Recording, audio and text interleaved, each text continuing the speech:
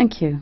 Mr. Murphy, 1.5 minutes. Thank you, President. Let me start with a quote from the French writer and activist Victor Hugo, who summed up the hypocrisy and barbarity of the death sentence when he said, "You hold capital punishment as an why? Because of what it teaches. And just what is it that you wish to teach by means of this example? That thou shalt not kill. And how do you teach that thou shalt not kill? By killing." It's a disgrace that the death penalty still exists in Japan, and it's a disgrace that the new Minister of Justice has announced that he doesn't want to continue the policy of caution of his predecessor and will potentially sign new execution orders.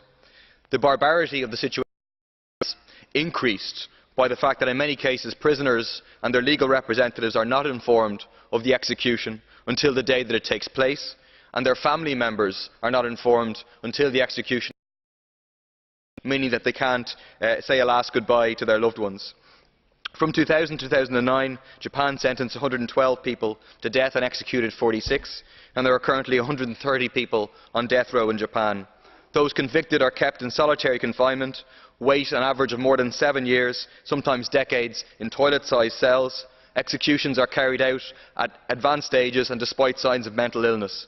Japan also has a 99% conviction rate, a figure which critics say is attributed to the use of forced confessions. In 2010, there was a number of convictions overturned, not death sentences, other convictions overturned as a result of these coming out.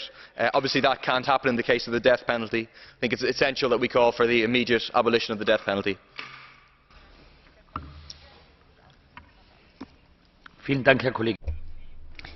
Thank you, Mr. Murphy. Mrs. Oyuland. Mr. President, one knows a true friend by unconditional honesty. Friend of a land of the rising sun. However, I would call Tokyo not to end the de facto moratorium on the